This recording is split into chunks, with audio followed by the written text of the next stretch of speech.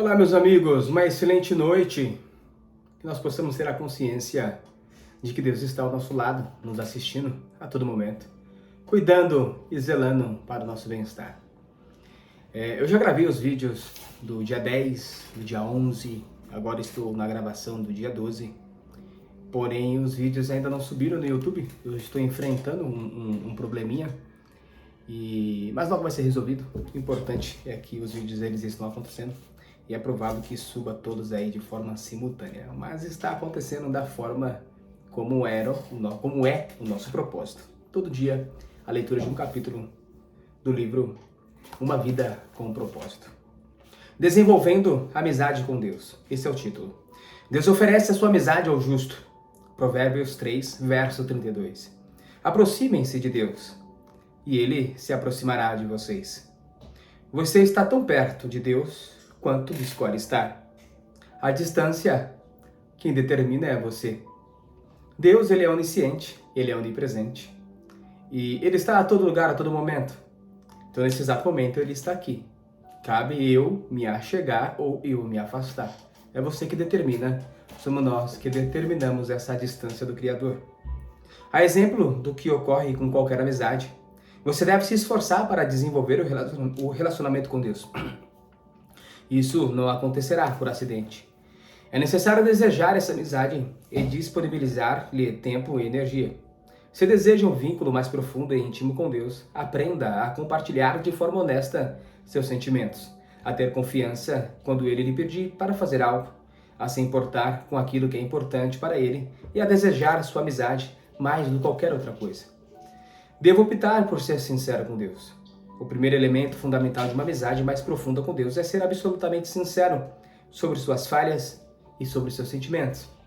Aqui talvez possa ter uma compreensão um pouco equivocada sobre nós sermos sinceros com Deus, considerando que tudo Ele sabe, tudo Ele conhece. Mas esse ser sincero, ele está associado a nós confessarmos a Deus os nossos pecados. E aí, a partir daí, a sinceridade ela parte do nosso coração para aquele que já conhece todas as coisas. É dessa sinceridade que o autor ele está falando.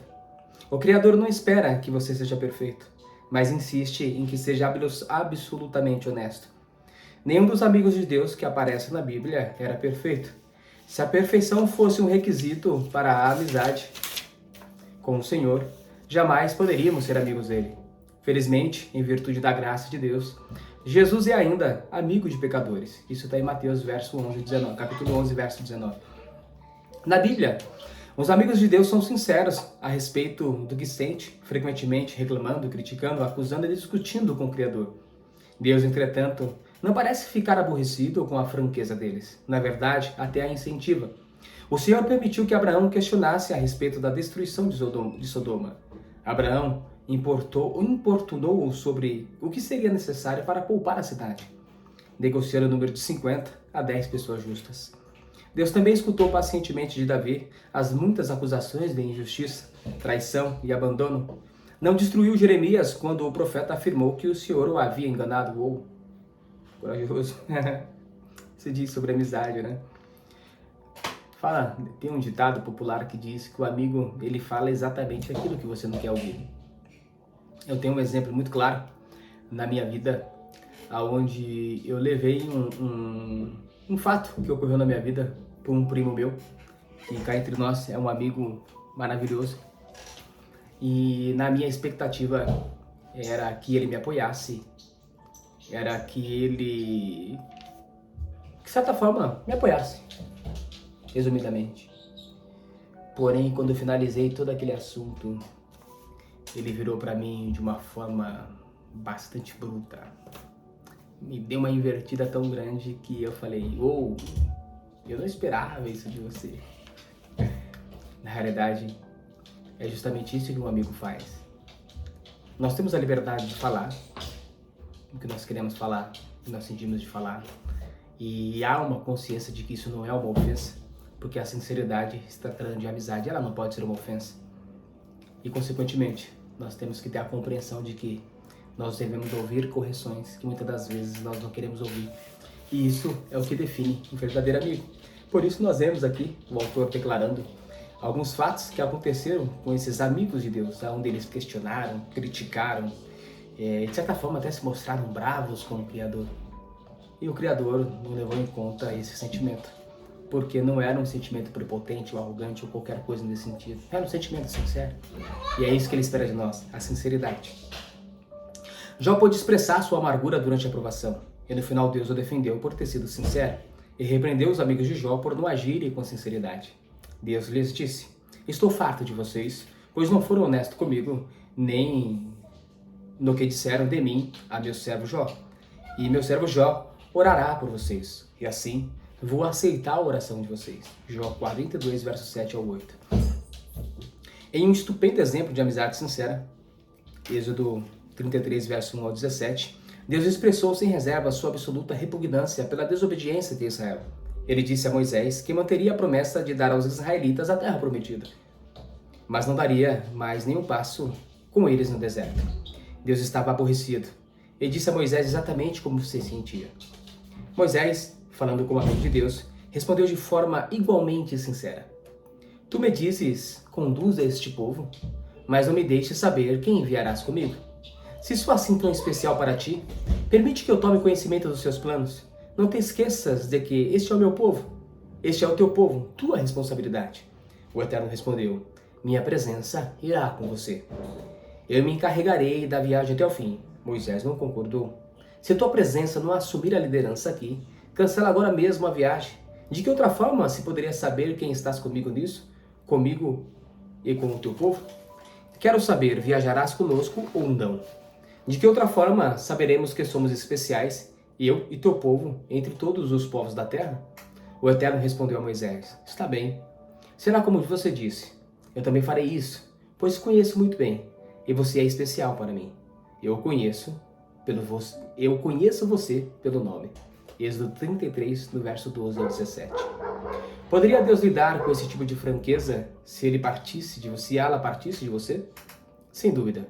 A verdadeira amizade é edificada sobre a transparência. O que pode parecer audácia, Deus vê como sinceridade. Deus escuta as palavras exaltadas de seus amigos. O que o aborrece são os clichês, aquelas frases previsíveis permeadas de religiosidade.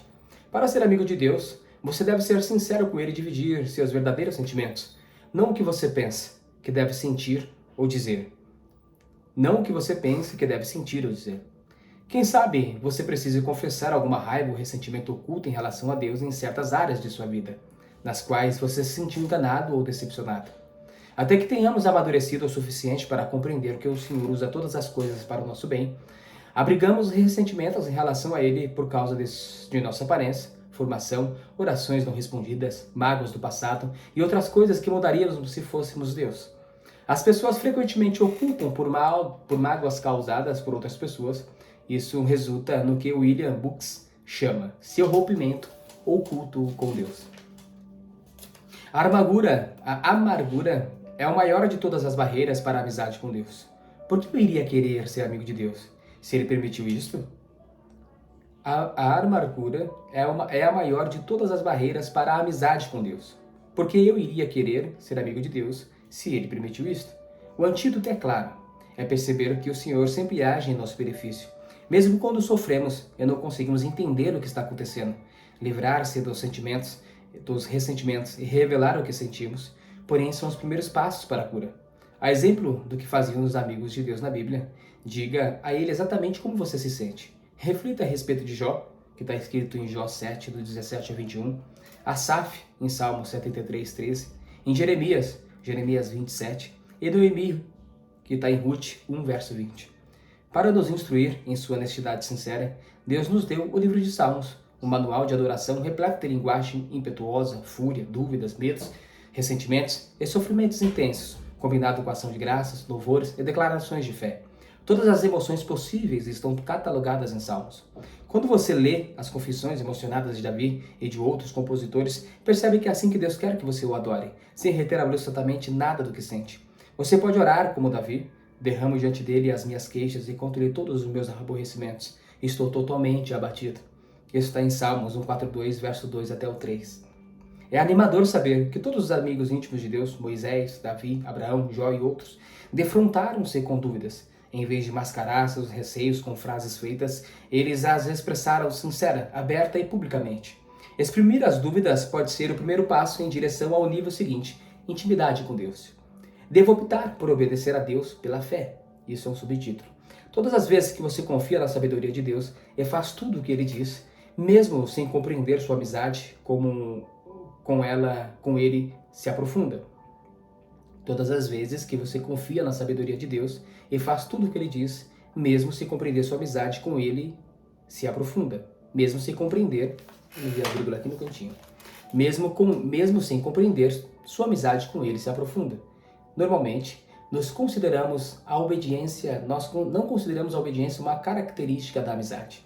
Ela parece mais adequada ao relacionamento com os pais, com o chefe ou com algum superior imediato, mas nunca com um amigo. Jesus, no entanto, deixou claro que a obediência é uma condição para se obter intimidade com Deus. Ele disse: "Vocês serão meus amigos se fizerem o que eu ordeno." Isso está em João 15, verso 14. No capítulo anterior, assinalei que a palavra usada por Jesus quando nos chamou amigos podia se referir aos amigos do rei, numa corte real. Embora esses companheiros íntimos usufruam privilégios especiais, eles também estão sujeitos ao rei e têm de obedecer às suas ordens. Somos amigos de Deus, mas não somos seus iguais. Ele é o nosso amado líder e o seguimos. Obedecemos a Deus não por obrigação, medo ou imposição, mas porque o amamos e confiamos que Ele sabe o que é melhor para nós. Queremos seguir a Cristo por gratidão a tudo que Ele fez por nós e, quanto mais de perto o seguimos, mais intensa a nossa amizade se torna. Os não cristãos, em geral, pensam que os cristãos obedecem por obrigação, culpa ou medo de serem punidos, mas a realidade é o oposto. Fomos perdoados e libertos, então obedecemos por amor, e nossa obediência nos traz grande alegria. Jesus disse, em João 15, do verso 9 até o 11, "Como o Pai me amou, assim eu os amei. Permaneçam no meu amor. Se vocês obedecerem os meus mandamentos, permanecerão no meu amor, assim como eu tenho obedecido os mandamentos do meu Pai, e em seu amor permaneço. Tenho dito essas palavras para que a minha alegria esteja em vocês e a alegria de vocês seja completa." Observe que Jesus espera de nós o mesmo comportamento que Ele tem com o Pai, que é o modelo para o nosso relacionamento com o Filho. Foi por amor que Jesus realizou tudo o que o Pai lhe pediu. A verdadeira amizade não é passiva, é atuante. Quando Jesus nos pede que amemos o próximo, ajudemos os necessitados, dividamos nossos recursos, conservemos nossa vida irrepreensível, perdoemos e levemos outros passos a Ele. Perdoemos e levemos outras pessoas a Ele. O amor estimula-nos a obedecer imediatamente. Em várias ocasiões, somos desafiados a realizar grandes coisas para Deus. Na realidade, o Senhor fica muito satisfeito quando fazemos pequenas coisas para Ele espontaneamente. Elas podem passar despercebidas para outras pessoas, mas Ele as observa e as considera atos de adoração. Grandes oportunidades podem ocorrer uma única vez durante toda a vida, mas pequenas oportunidades nos cercam todos os dias. Mesmo por um simples ato, como dizer a verdade, ser gentil ou animar alguém, trazemos um sorriso à face do Senhor. Deus guarda simples atos de obediência como se fosse um tesouro, mais precioso que orações, louvores ou ofertas. A Bíblia diz: "O que agrada mais o Senhor, holocausto e sacrifício, obediência à sua voz." É melhor obedecer que sacrificar. Isso está em Samuel 15, 22. Jesus iniciou seu ministério público com a idade de 30 anos, ao ser batizado por João. Naquele momento, Deus falou do céu: "Este é meu filho amado, e eu estou plenamente satisfeito com ele." Está em Mateus 3, verso 17. O que Jesus fez durante aquelas 3 décadas que agradou tanto a Deus? A Bíblia silencia a respeito desse período da vida de Cristo, exceto por uma única frase, que encontramos em Lucas 2, verso 51. "Então foi com eles para Nazaré, e era-lhes obediente." Então foi com eles para Nazaré, e era-lhes obediente. 30 anos agradando a Deus foram resumidos em 3 palavras: "e era-lhes obediente." Um outro subtítulo: "Devo optar por valorizar o que Deus valoriza." É isto o que os amigos fazem. Eles se importam com o que é importante para outra pessoa. Assim, quanto mais você se torna amigo de Deus, mais se importará com o que é importante para Ele. Mais sofrerá com o que lhe causa sofrimento e mais se alegrará com o que lhe dá prazer. Paulo é o melhor exemplo disso. As prioridades de Deus eram suas prioridades e os desejos dele eram seus desejos também. O que me deixa tão abatido e o que me preocupa demais com vocês é a paixão de Deus queimando dentro de mim. Isso está em 2 Coríntios, verso 11, 2. Davi se sentia da mesma forma. Em Salmo 69, verso 9. pois o zelo pela tua casa me consome, e os insultos daquele que te insultam caem sobre mim. O que importa mais para Deus? A redenção de seu povo. Ele quer que todos os seus filhos perdidos sejam encontrados. Esse é o único motivo pelo qual Jesus veio a este mundo. A coisa mais preciosa ao coração de Deus é a morte de seu filho. A segunda coisa mais preciosa é quando seus filhos comunicam essa boa nova a outras pessoas. Para ser amigo do Senhor, você deve se interessar por todas as pessoas ao seu redor, pois Deus se importa com elas. Os amigos de Deus falam dele aos amigos. Os amigos de Deus falam dele aos amigos. Um outro subtítulo. Deus deseja ser amigo de Deus, mais que devo desejar ser amigo de Deus mais que qualquer outra coisa. Os salmos estão cheios de exemplos desse desejo. Davi desejou apaixonadamente conhecer a Deus, expressando-se com palavras como anelo, anseio, sede e fome. Ele ansiava pelo Senhor e declarou: há uma coisa que realmente desejo do Senhor, o privilégio de viver durante toda a minha vida na sua presença, para descobrir a cada dia um pouco mais de sua perfeição e de seu amor. Isso está em Salmos 27, verso 4. Em outro salmo ele diz: o teu amor para mim vale mais que a vida. Salmo 63, verso 3. O desejo de Jacó pelas bênçãos de Deus era tão intenso que ele lutou uma noite inteira com o Senhor, dizendo: não te deixarei ir, a não ser que me abençoes. Gênesis 32, verso 26. A parte mais maravilhosa dessa história é que Deus, que é todo-poderoso, permitiu que Jacó vencesse. O Criador não ficou ofendido quando lutamos com ele. O Criador não fica ofendido quando lutamos com ele, porque lutar exige contato pessoal e nos traz para mais perto dele. Lutar também é uma atitude apaixonada, e Deus gosta quando demonstramos paixão por ele. Paulo foi outro homem que nutriu uma amizade ardente com Deus. Nada era mais importante. Era a sua primeira prioridade, objeto de sua total concentração e o mais importante objetivo de sua vida.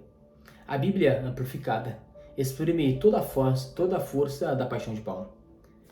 Está escrito em Filipenses 3, verso 10. Meu firme propósito é que eu possa conhecê-lo, e que eu possa conhecê-lo cada vez mais profunda e intimamente, percebendo, reconhecendo e compreendendo as maravilhas de sua pessoa com mais clareza e intensidade. A verdade é, você está tão perto de Deus quanto escolhe estar. A amizade íntima com Deus é fruto de uma escolha, não de uma eventualidade. Você deve buscá-la intencionalmente. Você realmente a deseja mais que qualquer coisa? Qual a importância disso para você? Vale a pena desistir de outras coisas por causa dela? Valeria ela o esforço de desenvolver certos hábitos e habilidades? Talvez você tenha sido apaixonado por Deus no passado, mas perdeu aquele desejo. Esse foi o problema dos cristãos de Éfeso. Haviam perdido o primeiro amor, faziam todas as coisas corretamente, mas por obrigação, não por amor. Se você está passando por alguma instabilidade espiritual, não se surpreenda quando Deus permite que você sofra. O sofrimento é o combustível da paixão. Ele gera energia com tal intensidade que transforma o que normalmente não possuímos. Assim disse C.S. Lewis: o sofrimento é o megafone de Deus. É a forma de Deus nos sacudir da letargia espiritual. Os nossos problemas não são uma punição, mas apelos de um Deus amoroso para nos despertar.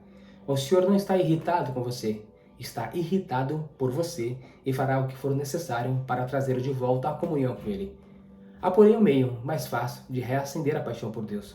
Comece a pedir que Ele lhe dê essa paixão e continue pedindo até que a receba. Repita essa oração ao longo do dia. Isso está em Jeremias 29, verso 13. Querido Jesus, mais que qualquer outra coisa, quero conhecer-te intimamente. Deus disse aos cativos na Babilônia: quando vocês me buscarem, me encontrarão. Sim, quando me buscarem de todo o coração, em primeiro lugar, dou a vocês a certeza de que não vão se decepcionar. Seu relacionamento mais importante. Não há nada, absolutamente nada, mais importante que fazer amizade com Deus. Esse é um relacionamento que durará para sempre. Paulo disse a Timóteo: algumas dessas pessoas perderam a coisa mais importante da vida. Elas não conhecem a Deus. Isso está em Timóteo 6, verso 21. Você perdeu a coisa mais importante de sua vida? Pois pode fazer algo a respeito agora mesmo. Lembre-se, a escolha é sua. Você está tão perto de Deus quanto escolhe estar. Pensando sobre meu propósito de vida. Tema para reflexão. Estou tão perto de Deus quanto devo estar. Versículo para memorizar. Aproximem-se de Deus. Ele se aproximará de vocês. Pergunta para meditar. Que escolhas práticas farei hoje para me aproximar mais de Deus? E aí está o fim do 12º dia do livro Uma Vida com Propósito. Amanhã a gente segue com o título A Adoração que Agrada a Deus. É importante termos essa compreensão que esse livro ele é nada mais, nada menos do que um passo a passo para que nós possamos conquistar o ápice da nossa espiritualidade. Trata-se de um sacrifício que nós fazemos todos os dias. Trata-se de um exercício de memória, de reflexão, para que nós possamos alcançar a nossa plenitude espiritual. Muitas das vezes nós podemos considerar que, em função de tanta coisa que acontece na nossa vida, ou em função de tantas falhas que nós cometemos, nós possamos dar por perdido qualquer aproximação do Criador. Mas ele não pensa dessa forma. Ele pensa que qualquer adversidade que ele mesmo causa na nossa vida é justamente para que, através do sofrimento, nós possamos nos achegar a ele. E uma vez que a gente assim faz, nós conseguimos encontrar a verdadeira felicidade que só pode ser encontrada em Cristo. Então, um exercício, além desses que foi declarado no final, é fazer essas perguntas para nós mesmos. Quais são as escolhas que eu posso praticar para que eu me aproxime mais de Deus? Qual que é o exercício que eu posso fazer para que eu tenha consciência da existência dele a toda hora, a todo momento da minha vida? Talvez eu deva colar alguns post-its pela casa, talvez eu deva colar no espelho, talvez eu deva levantar na madrugada como um sinal de sacrifício, não para que eu exulte a minha carne, no sentido de que eu estou fazendo alguma coisa, mas sim para que eu sacrifique a minha carne para exaltar a presença de Deus e evocar ela em minha vida. São pequenas coisas, pequenas atitudes que nos fazem nos aproximar do Criador. Uma coisa muito importante, nós precisamos conhecer o amor em toda a sua plenitude e saber que do alto dos céus jorra uma fonte de água viva. Essa fonte ela não para nunca. Só que se nós cortarmos essa ligação com o Criador, automaticamente essa fonte ela para de jorrar em nossa vida. E de que forma nós podemos manter essa ligação com o Criador? Nós devemos transbordar o amor que Ele tem por nós para com outras pessoas. Então imagine que um copo, dessa forma, e esse copo ele vai se enchendo, e a ponto que ele começa a transbordar. Embaixo desse copo existem outros copos que consequentemente vão transbordando, e enchendo o outro. Porém existe uma fonte que está aqui em cima, e é essa fonte que enche todos os copos e vai enchendo. Esse é o amor que nós devemos proclamar aos quatro cantos da terra. O amor que nós sentimos do Criador para conosco e de nós para com Ele. E à medida que nós vamos transbordando, logo nós vamos nos enchendo desse amor. Porém, se essa conexão for cortada e nós continuarmos transbordando aqui, chegará um momento que nós estaremos vazios. Vazios para transbordar e vazios para sentir. Então nós precisamos alimentar em nós constantemente esse amor para com Deus e compreendermos que Ele nos ama acima de qualquer fraqueza, acima de qualquer pecado, acima de qualquer fragilidade. Decididamente, Deus nos ama e nós precisamos compreender esse amor. Nós precisamos nos aproximar dele. Nós precisamos criar com Ele, criar uma afinidade com Ele, de modo que possamos definitivamente viver a plenitude que Ele já tem preparado para nós, mesmo antes dos nossos ossos se formarem no ventre da nossa mãe. Fica aqui minha boa noite, um grande abraço e fique com Deus e até amanhã.